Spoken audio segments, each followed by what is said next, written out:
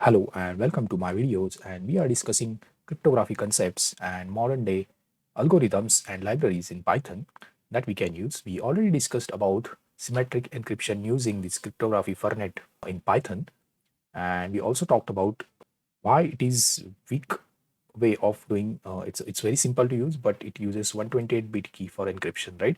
And in some cases we are just using, so in first example itself we are directly using this Fernet.generate key, simple key, and it's 128 key based encryption, AES 128. So it is not safe, although we can use this PBKDF to HMAC, using which we can assume that we can add some more randomness while creating key.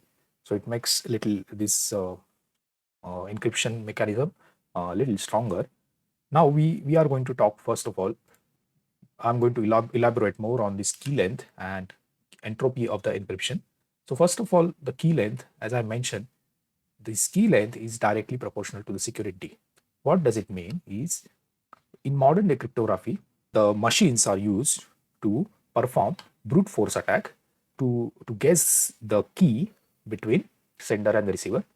So if the key length is measured in bits, right, and each bit of key increases the difficulty of this brute force attack exponentially. So that's the reason I mentioned that one to so to break AES 128, so 128 bit key, it's going to be 2 raised to 128 permutations combinations that machines have to try to perform brute force attack. So each bit, that is what they are saying, each bit increases the difficulty of brute force attack exponentially. So that's the reason I was talking about why key length is very important. It is very important to make sure that your key size doesn't fall below this particular size. So we should be using at least 256-bit keys. Second part is, it's not just that we can create 256-bit keys, but we should also make sure about entropy of the system which is creating this 256-bit key. Now, so that is what they are saying. Equal to importance of key length is information entropy. So entropy, as some of you might know, which are coming from physics background, is a measure of disorder system and had similar meaning in this sense. So I have one blog I came across, very well explained in that what is entropy. Here it is.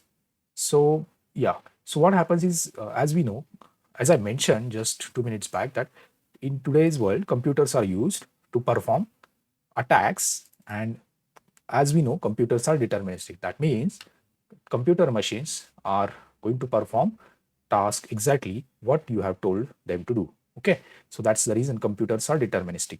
So what we do is, we should be adding some randomness into the system. Okay, so that computer system, so the system will behave as if it's random. So how will so it cannot be 100% random. That's the reason it is called as pseudo random. So what do we do is, to in modern day computer or mobile phones, they have HSM, that is hardware security module.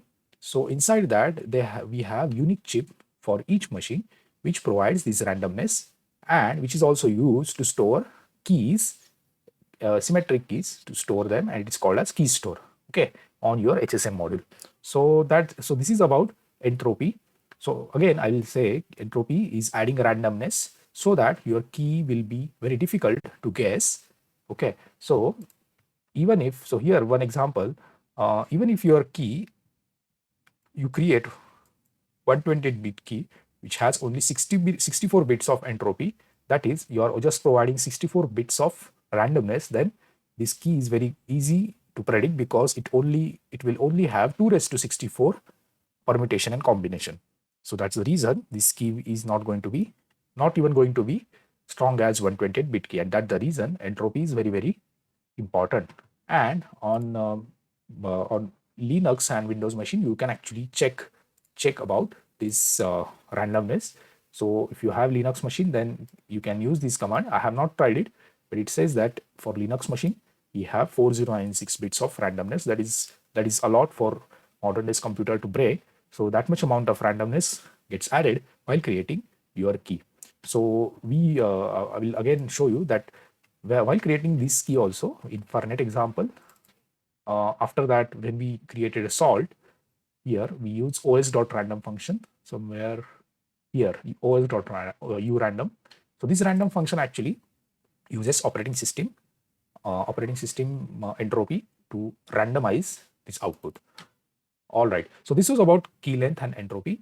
In next video, let's talk about some more algorithms, that is AEAD. It's called as authenticated and encryption algorithm, like CHA-20 and Poly 1305. It's a combination. So let's discuss them in the next video. Thanks for watching.